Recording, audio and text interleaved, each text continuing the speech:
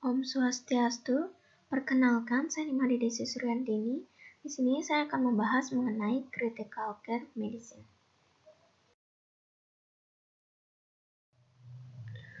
Jadi, critical care medicine yang seringkali dikenal sebagai perawatan intensif adalah praktek dan studi yang memberikan perawatan kepada pasien dalam kondisi kritis, di mana pasien dengan penyakit atau cedera serius yang dapat mengancam jiwa yang membutuhkan observasi dan monitoring secara intens secara hati-hati.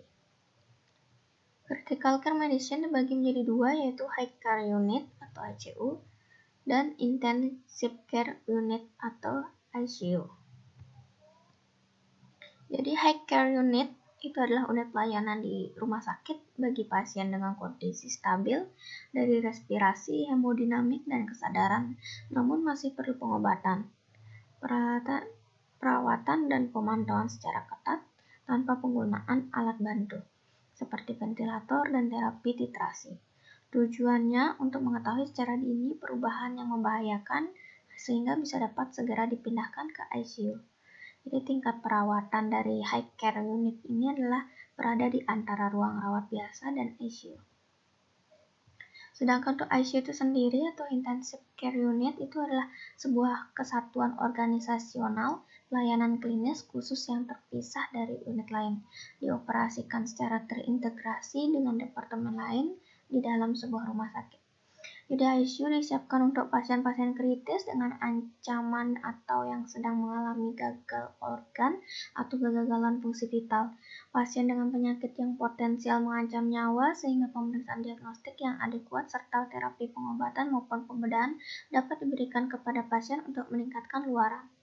Jadi berdasarkan Permenkes 519 Menkes per 3/2011, ICU merupakan salah satu area untuk dilakukannya perawatan intensif dengan resusitasi jantung, paru, serta kegawat daruratan lainnya. Jadi pada kesempatan kali ini saya akan membahas mengenai ICU. Jadi ICU itu sendiri mempunyai dua fungsi utama. Yang pertama, untuk melakukan perawatan pada pasien-pasien gawat darurat dengan potensi reversible life-threatening organ dysfunction. Kemudian yang kedua, untuk mendukung organ vital pada pasien-pasien yang akan menjalani operasi yang kompleks, elektif, atau prosedur intervensi dan risiko tinggi untuk fungsi vital. Adapun komponen dari ICU yang spesifik yaitu pertama, pasien yang dirawat dalam keadaan kritis, kedua, desain ruangan dan sarana yang khusus, tiga, peralatan berteknologi tinggi dan mahal, empat, pelayanan dilakukan oleh staf yang profesional dan berpengalaman dan mampu mempergunakan peralatan yang canggih dan mahal. Kemudian, adapun ruang lingkup dari ICU yang pertama adalah diagnosis dan penata-laksanaan spesifik penyakit akut yang mengancam nyawa dan dapat menimbulkan kematian dalam beberapa menit sampai beberapa hari. Kedua, memberi bantuan dan mengambil alih fungsi vital tubuh sekaligus melakukan pelaksanaan spesifik pemenuhan kebutuhan dasar. Ketiga, pemantauan fungsi vital tubuh dan penata-laksanaan terhadap komplikasi yang ditimbulkan oleh penyakit maupun iatrogenik.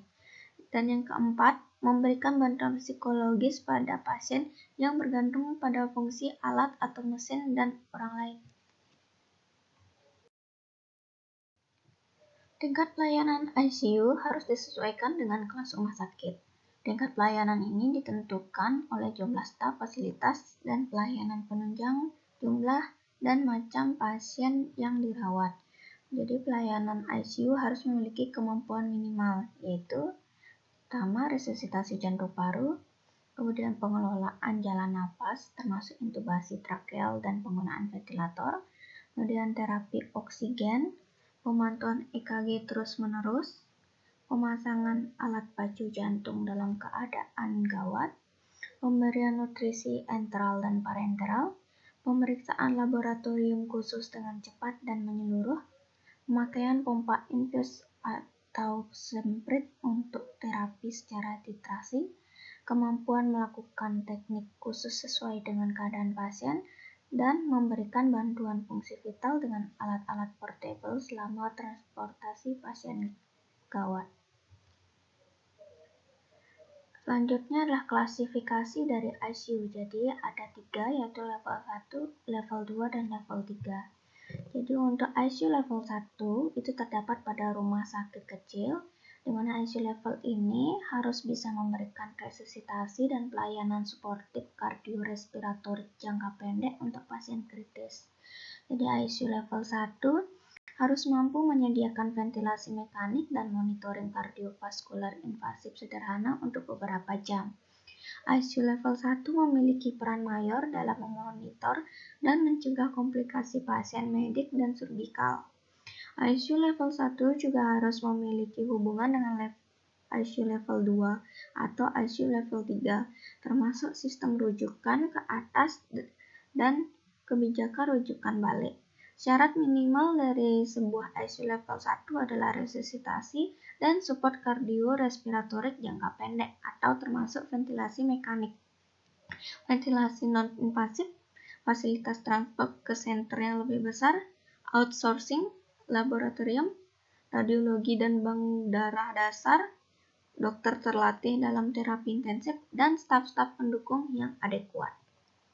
Kemudian yang kedua itu ICU level 2, jadi di mana ICU level 2 ini terdapat di rumah sakit umum yang lebih besar, menyediakan pelayanan perawatan intensif umum berstandar seperti terapi suportif multisistem sesuai dengan peran rumah sakitnya. Contohnya senter penyakit akut, senter trauma, dan senter bedah. ICU level 2 harus memiliki petugas medis yang siap di tempat dan akses ke fasilitas farmasi, patologi, dan radiologi setiap saat. Tetapi tidak diharuskan memiliki semua bentuk terapi dan pemeriksaan yang kompleks, atau seperti kardiologi, intervensi bedah jantung. Kepala ICU dan minimal 1 orang spesialis harus bersertifikasi untuk konsultan terapi intensif. ICU level 2 harus memiliki kebijakan transfer dan rujukan. ICU level 2 memiliki peralatan penunjang kardiorespiratorik untuk jangka menengah hingga panjang. Konsultasi dengan dokter ahli on-call, intensivis yang bertanggung jawab terhadap ICU, bank darah on-site, dan fasilitas ICU komprehensif. Kemudian untuk yang level 3, jadi ICU level 3 ini di mana terletak di rumah sakit tersier atau rujukan besar. Menyediakan seluruh aspek pelayanan intensif yang diperlukan sampai periode yang tidak dapat ditentukan. ICU level 3 juga merupakan pusat edukasi dan riset. Sebagai ICU besar, ICU level 3 dibagi menjadi klaster-klaster kecil yang memuat 8 hingga 15 tempat tidur berdasarkan jenis pelayanan klinis tertentu. Staf ICU terdiri dari konsultan terapi intensif, training, perawat terapi intensif, tenaga medis terkait, dan staf untuk pendidikan dan pelatihan, pemeriksaan laboratorium dan imaging kompleks, serta subspesialis dari berbagai divisi yang diperlukan rumah sakit rujukan harus tersedia sepanjang waktu. Spesialis terapi intensif menangani semua pasien yang masuk ke ICU.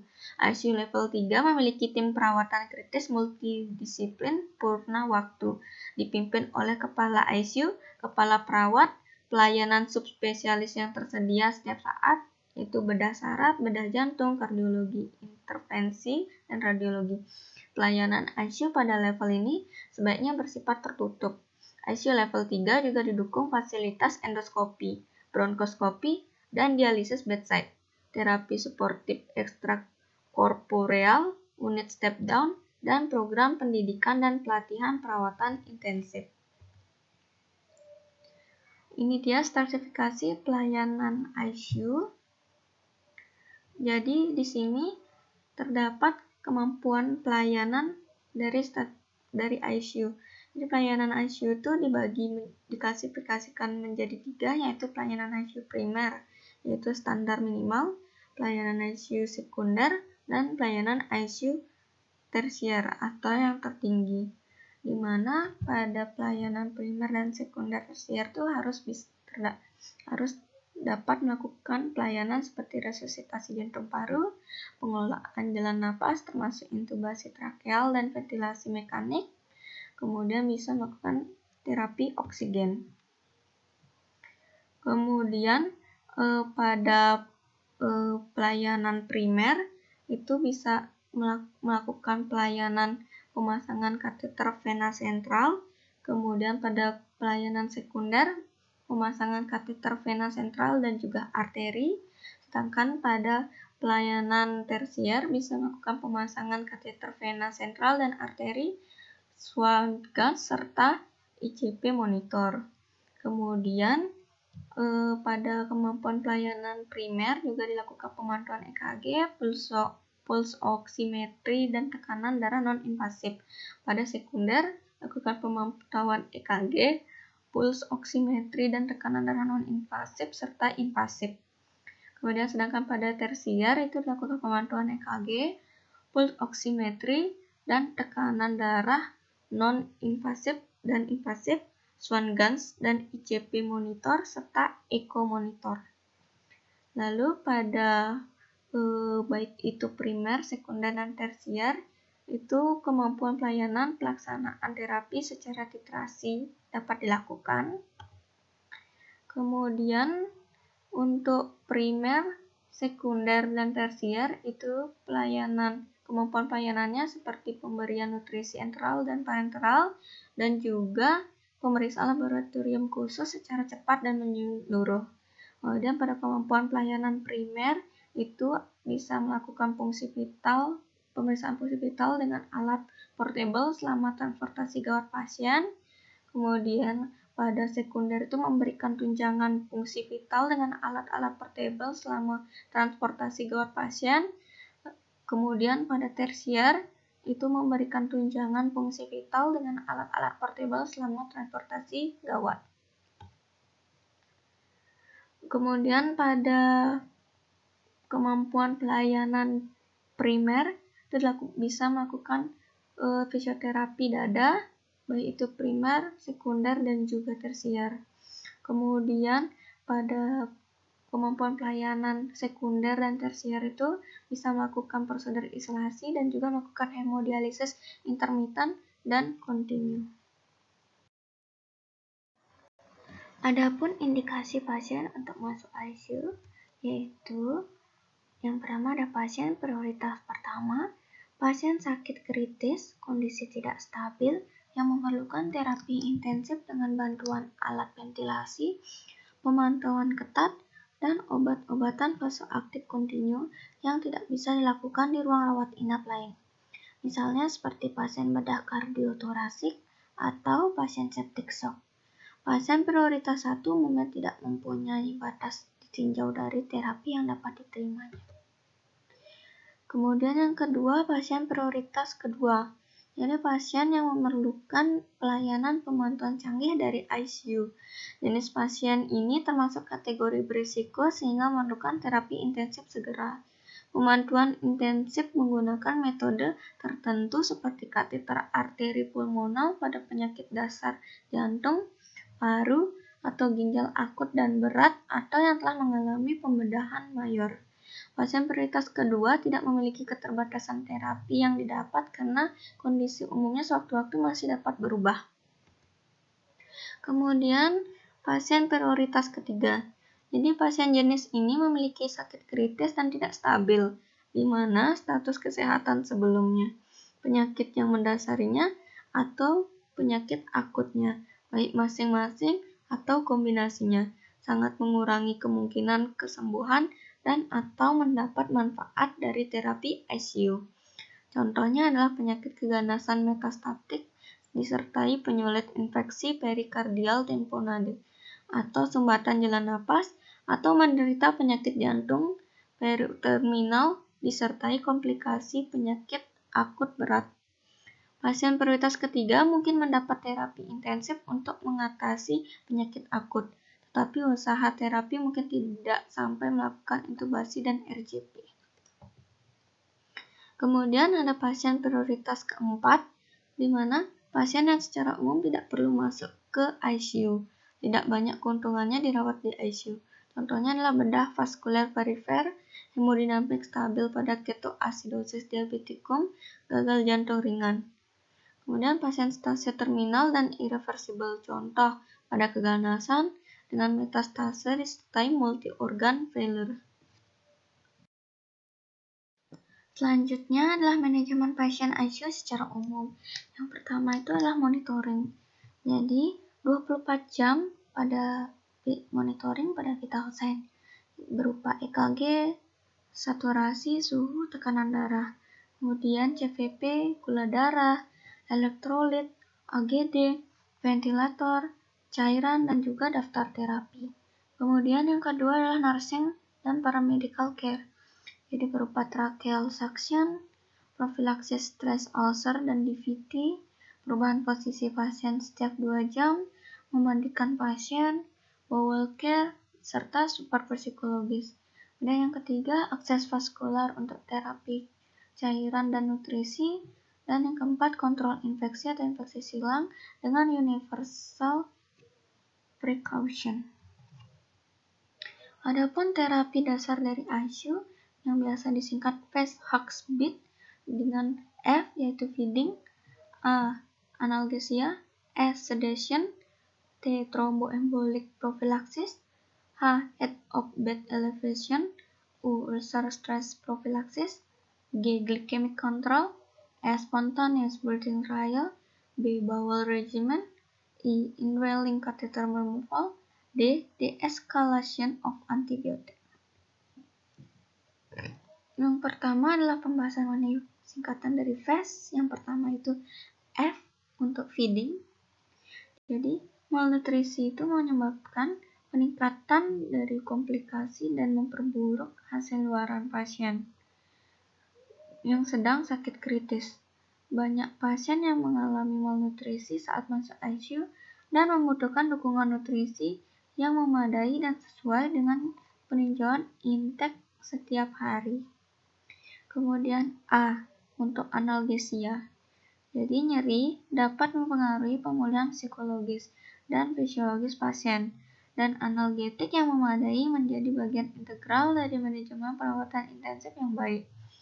Pasien sakit kritis merasakan nyeri bukan hanya karena penyakitnya, tetapi juga karena prosedur rutin seperti perubahan posisi, prosedur hisap lendir, dan juga ganti pakaian. Kemudian yang ketiga adalah S, yaitu sedation. Seperti halnya analgesia, sedasi sangat penting bagi pasien ICU, tetapi tidak ada aturan berapa banyak dan seberapa sering obat diberikan, dengan perhatian bahwa pemberian sedasi harus dititrasi pada individu. Meskipun mungkin lebih mudah untuk menaikkan dosis sedasi agar pasien tenang, namun oversedasi dapat memiliki efek berbahaya, termasuk peningkatan risiko trombosis vena, penurunan motilitas usus, hipotensi, berkurangnya kemampuan ekstraksi oksigen jaringan, polineuropati, peningkatan lama rawat di ICU, dan peningkatan biaya. Kemudian T untuk thromboembolic prophylaxis. Jadi profilaksis tromboembolik belum banyak digunakan, namun tingkat mortalitas dan morbiditas terkait tromboemboli vena cukup besar dan dapat dikurangi dengan profilaksis. Di antara pasien yang tidak menerima profilaksis, tingkat trombosis vena dalam yang dikonfirmasi secara objektif meningkat antara 13 hingga 31%. Kemudian singkatan yang kedua yaitu HOPS, di mana H untuk head of the bed elevation. Jadi, beberapa penelitian menunjukkan pemberian posisi kepala dengan menaikkan tempat tidur head up pada 45 derajat dapat mengurangi kejadian reflux gastroesophageal pada pasien dengan ventilasi mekanik, dan satu studi acak terkontrol menunjukkan penurunan angka pneumonia nosokomial ketika pasien dirawat semi-recumbent. Dan yang kedua adalah untuk ulcer prevention. Jadi pencegahan ulkus stres itu penting, terutama untuk pasien dengan gagal napas atau kelainan koagulasi, sedang dalam terapi steroid, atau dengan riwayat ulkus gastroduodenal yang berisiko lebih tinggi terkena perdarahan gastrointestinal berhubungan dengan stres. Kemudian G untuk glucose control. Jadi kadar gula darah yang ketat 80-110 mg per desiliter dalam penelitian oleh Van den Berge et al. Mungkin sulit untuk dipatuhi dalam perawatan rutin pasien. Tetapi, banyak unit sekarang bertujuan untuk menjaga kadar gula darah di bawah sekitar 150 mg per desiliter, seperti yang direkomendasikan dalam pedoman yang baru-baru ini terbitkan untuk pengelolaan sepsis berat dan shock septik. Kemudian S untuk spontaneous breathing trial. Jadi penilaian harian dari uji pernapasan spontan telah terbukti sebagai metode yang aman, efektif, dan sangat prediktif untuk menentukan pasien mana yang akan mentolerir penyapian ventilator. Ventilasi mekanik yang berkepanjangan telah dikaitkan dengan peningkatan angka pneumonia terkait ventilator, rawat inap, dan kematian total. Selanjutnya adalah singkatan dari BIT, yaitu B untuk bowel movement. Jadi gangguan motilitas gastrointestinal termasuk ileus, konstipasi, dan diare sering terjadi pada pasien sakit kritis dan dapat memberi beban tambahan. Diare dapat menyebabkan ketidakseimbangan elektrolit, dehidrasi, iritasi hemoroid, anemia, dan delirium. Konstipasi sebaliknya dapat menyebabkan ketidaknyamanan pasien yang ketidaknyamanan, intoleransi makan, dan juga delirium. Kemudian I untuk indwelling catheter. Jadi kateter yang menetap termasuk kateter urin, arteri, vena sentral, arteri paru, dan dialisis umumnya digunakan pada pasien sakit kritis. Kateter dipasang dengan menembus mekanisme perlindungan alami tubuh sehingga berisiko tinggi terhadap infeksi lokal dan sistemik. Kemudian D untuk de-escalation of antibiotic. Jadi terapi antimikroba empiris sangat penting untuk pengobatan infeksi nosokomial yang serius. Setelah patogen diidentifikasi dan sensitivitas atau resistensi antimikroba telah dilaporkan, regimen harus dikonversi ke antibiotik spektrum sempit, hemat biaya, dan spesifik patogen. Selanjutnya adalah kriteria pasien keluar dari ICU. Jadi ada indikasinya, yaitu pertama, pasien prioritas pertama, di mana pasien dipindahkan bila tidak lagi membutuhkan perawatan intensif, atau jika terapi mengalami kegagalan, prognosis jangka pendek buruk, sedikit kemungkinan bila perawatan intensif diteruskan. Contohnya yaitu pada pasien dengan 3 atau lebih gagal sistem organ yang tidak berespon terhadap pengelolaan agresif. Kemudian yang kedua adalah pasien prioritas kedua, di mana pasien dipindahkan apabila hasil pemantauan intensif tidak dibutuhkan dan pemantauan intensif selanjutnya tidak diperlukan lagi. Kemudian yang ketiga adalah pasien prioritas ketiga, di mana pasien dikeluarkan dari ICU bila kebutuhan untuk terapi intensif telah tidak ada lagi, tetapi dapat dikeluarkan lebih dini bila kemungkinan kesembuhannya atau manfaat terapi intensif kontinu diketahui memiliki kemungkinan pulih kembali sangat kecil. Contohnya adalah pasien dengan penyakit lanjut seperti PPOK, penyakit jantung atau liver terminal, karsinoma yang telah metastasis, yang tidak berespon terhadap terapi ICU untuk penyakit akut lain.